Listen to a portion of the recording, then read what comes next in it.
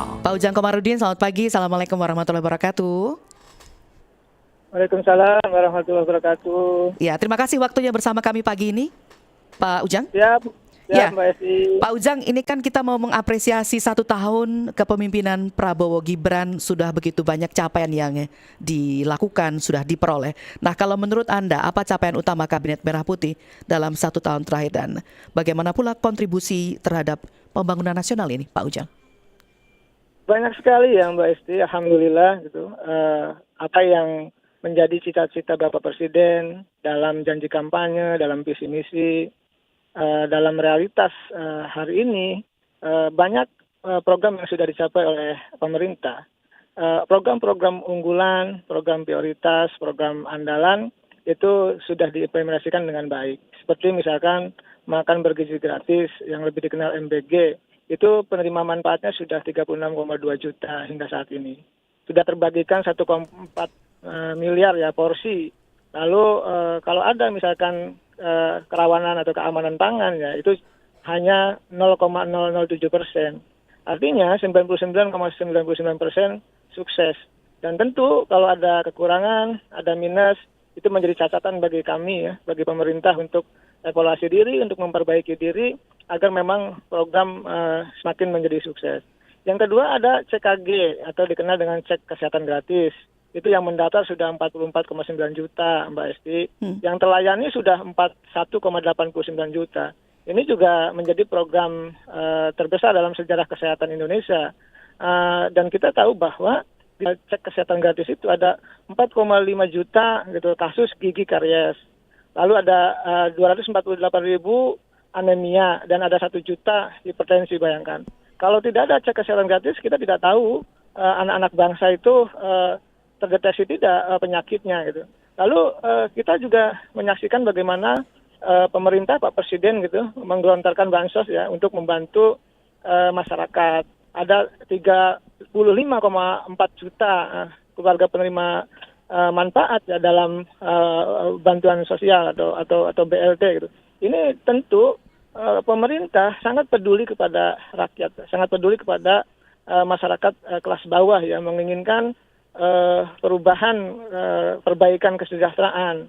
Lalu ada juga sekolah rakyat gitu. Bagaimana Pak Presiden punya program ingin memutus mata rantai kemiskinan. Saya merasakan Mbak Esti ya, saya anak petani, orang miskin gitu. Begitu sulit untuk bisa sekolah gitu, apalagi untuk bisa kuliah. Ya. Nah, Bapak Presiden mengharapkan, menginginkan anak-anak Indonesia yang dari keluarga miskin itu dan sangat miskin gitu, itu betul-betul bisa sekolah di sekolah rakyat. Dan tahun 2026 ini akan dibangun 100 gedung sekolah rakyat dan akan menampung 46.000 siswa. Ini bagian daripada tadi program-program yang sudah dirasakan oleh Bapak Presiden. Lalu ada sekolah Garuda. Ini juga luar biasa ya, bagaimana beberapa minggu lalu saya ke Kalsel gitu memantau pelaksanaan pengenalan sekolah Garuda. Ada 16 titik ya, 12 itu sekolah Garuda transformasi dan 4 itu adalah sekolah Garuda baru. Ya. Ini juga alhamdulillah berjalan dengan baik. Lalu ada digitalisasi sekolah gitu, ada revitalisasi sekolah. Bagaimana ada kurang lebih 10.000 ya sekolah itu akan dibangun, akan direvitalisasi, akan direnovasi, dan ini tidak pernah ada sebelum-sebelumnya. Oleh karena itu, inilah bagaimana sayangnya Bapak Presiden, bagaimana cintanya Bapak Presiden kepada rakyat ya, termasuk memperhatikan infrastruktur sekolah anak-anak didik kita. Program-program lainnya banyak sekali ya yang sudah digelontorkan oleh Bapak Presiden, stimulus ekonomi. Dulu juga ada diskon PLN gitu ya, listrik, lalu juga ada diskon pesawat, diskon tol, semua itu diberikan untuk rakyat. Dan ini tentu membuat kami gitu ingin bekerja lebih baik lagi dari pemerintah untuk kepentingan masyarakat, bangsa, dan negara, seperti itu. Ya. Seperti itu Mbak Esti. Ya, Pak Ujang, ini bukan kemudian tanpa kekurangan, pasti ada tantangan dan hambatan yang dihadapi dalam pelaksanaan program-program itu. Apa strategi yang digunakan untuk meningkatkan efektivitasnya? Ya, tentu pertama kami mendapatkan masukan-masukan ya, kritikan-kritikan dari publik, dari masyarakat, dari akademisi, dari teman-teman NGO. Ini kan tanda cinta, tanda kasih, tanda sayang mereka ya, rakyat Indonesia kepada pemerintah. Nah, dari situlah terlihat apa yang menjadi kekurangan-kekurangan kami. Itu tentu menjadi evaluasi dan menjadi catatan-catatan bagi kami. Tadi apa yang menjadi minus, apa yang menjadi kekurangan, apa yang menjadi bolong-bolong, tentu kami perbaiki tadi agar betul-betul ke depan lebih efektif, lebih baik, dan semuanya harapannya adalah semua program-program Bapak Presiden berjalan dengan mulus ya, lancar. Tentu Mbak Esti, tidak ada yang sempurna di dunia ini. Akan ditemukan celah-celah dan kekurangan. Oleh karena itu kami juga sangat mafhum, sangat paham bahwa apa yang menjadi kekurangan kami itu menjadi evaluasi yang harus kami bekerja lebih keras lagi, bekerja lebih baik lagi, bekerja lebih efisien lagi untuk kepentingan masyarakat, bangsa, dan negara. Oke, ini kalau untuk tahun kedua, rencananya prioritas Kabinet Merah Putih akan seperti apa? Bagaimana meningkatkan kinerja dan hasil-hasil? Karena Pak Prabowo kan biasa sangat tegas dan keras soal target-target yang ingin dicapai nih, Pak Ujang. Ya, Pak Presiden tentu punya harapan dan cita-cita besar ya sesuai dengan visi misi beliau gitu. Dan memperkuat apa yang sudah ada, yang sudah sukses gitu. Memperluas penerima manfaat dari program-program Bapak Presiden. Lalu tadi menambal bolong-bolong yang mengevaluasi kekurangan-kekurangan yang ada saat ini. Tentu apa yang menjadi catatan publik tadi gitu, itulah sebenarnya menjadi catatan bagi kami untuk bekerja lebih baik. 2026 adalah momentum, katakanlah ya, periodisasi 2 tahun, bukan periodisasi ya, 2 tahun pemerintahan Pak Presiden ke depan.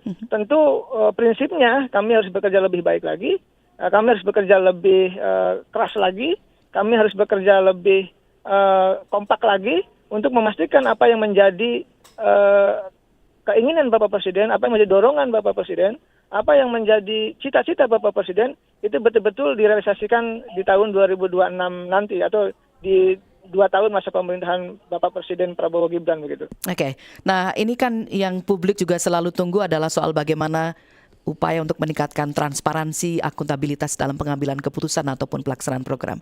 Apa langkah yang diambil untuk meningkatkan kepercayaan publik melalui jalur itu? Transparansi, akuntabilitas ini, Pak Ujang. Ya, kami memahami kalau kita sudah sepakat dengan berdemokrasi, maka jalur kami dalam menjalankan roda pemerintahan adalah adanya transparansi tadi, adanya akuntabilitas. Ya, tentu ini adalah sesuatu yang wajib yang harus kami laksanakan. Kalau kami boleh melakukan ilustrasi ya, katakanlah kami ini ya kalau boleh dibilang seperti ikan di akuarium, akan terlihat jelas gitu. Akan terpantau jelas oleh publik. Apa yang kami lakukan, buruk baiknya gitu ya, tidak atau bagusnya, itu akan terlihat dengan jelas. Oleh karena itu sudah menjadi kewajiban kami untuk menjalankan roda pemerintah ini secara transparan, secara terbuka, secara baik ya, agar memang tadi kepercayaan publik itu tumbuh dan hadir di dalam hati masyarakat Indonesia. Jadi betul-betul masyarakat Indonesia bisa menilai dengan objektif apa yang pemerintah lakukan, apa yang kami lakukan, apa yang Bapak Presiden lakukan, termasuk apa yang Kabinet Merah Putih lakukan.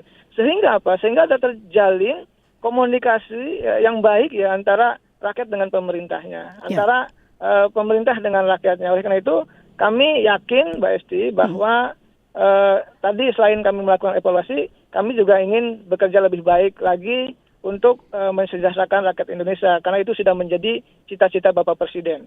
Baik. Nah, secara umum evaluasi untuk Kabinet Merah Putih bagaimana ini kinerjanya para menteri, lembaga-lembaga ataupun badan-badan yang ada dalam 1 tahun terakhir? Ada pelajaran apa yang bisa diambil untuk meningkatkan kinerja di masa akan datang? 1 tahun kan betul-betul dilihat tadi seperti di dalam akuarium, jadi publik fokus betul di 1 tahun kerjanya apa. Nah, ini tahun-tahun berikutnya, maka seperti apa evaluasi untuk Kabinet Merah Putih secara umum nih, Pak Ujang?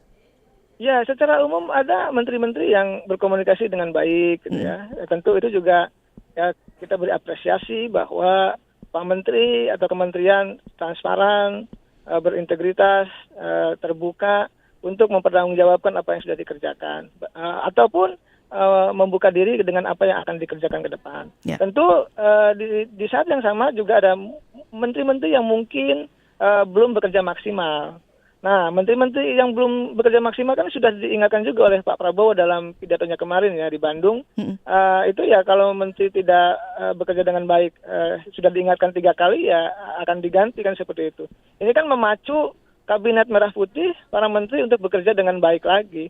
Dan kami yakin ya dengan dorongan Bapak Presiden, dengan cita-cita luhur para menteri di kabinet merah putih, semuanya seirama, seia sekata ingin bekerja lebih baik lagi. Karena tadi rakyat akan mencatat, rakyat akan menilai, rakyat akan melihat seberapa besar, seberapa baik kinerja yang dilakukan oleh menteri ke depan. Ya, oke. Pak Ujang, ini dalam banyak kesempatan kan Pak Prabowo selalu menyatakan bekerja orientasinya untuk rakyat, sehingga ekspektasi publik juga sangat tinggi. Maka apa pesan utama yang disampaikan pemerintah kepada publik terkait bagaimana kemudian publik tetap menjaga kepercayaan, mereka merasa puas dengan pemerintahan Prabowo Gibran ini, Pak Ujang?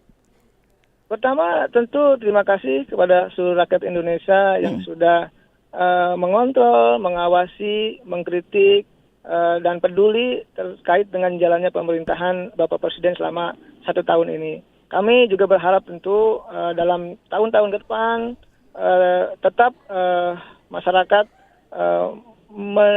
memunculkan katakanlah yang lalu juga sangat peduli kepada jalannya pemerintahan. Artinya silahkan mengkritik dengan objektif, dengan konstruktif, dengan berbasiskan data. Kami akan terima. Dan di saat yang sama, seluruh rakyat Indonesia tentu tadi harus melihat bahwa pemerintahan hari ini, pemerintahan saat ini, semuanya berjalan adalah untuk kepentingan seluruh rakyat Indonesia. Yang paling penting, Pak Presiden ke depan ingin bekerja lebih keras lagi, lebih maksimal lagi, sehingga itu bisa diikuti oleh para menterinya yang harus bekerja keras. Ya. Dan kami yakin Mbak Esti, masyarakat akan objektif melihat apa yang kami lakukan yang objektif, yang baik itu akan dinilai dengan baik. Dan tentu kalau ada kekurangan juga pasti rakyat juga akan menilai dengan objektif pula. Dan sekali lagi, satu lagi, terima kasih seluruh rakyat Indonesia sudah dengan baik ya memberi masukan kepada kami, mengkritik kami, mengevaluasi kami. Dan alhamdulillah juga pemerintahan Prabowo Gibran dalam 1 tahun ini berjalan dengan baik, berjalan dengan maksimal, sehingga tingkat kepuasannya juga sangat cukup tinggi begitu. Baik, Pak Ujang Komarudin, terima kasih sudah berbincang bersama Pro 3 RRI. Selamat pagi. Sama-sama Mbak Esti, Ya. selamat pagi, Assalamualaikum. Waalaikumsalam warahmatullahi wabarakatuh. Demikian tadi tenaga ahli utama Badan Komunikasi Pemerintah Republik Indonesia, Ujang Komarudin.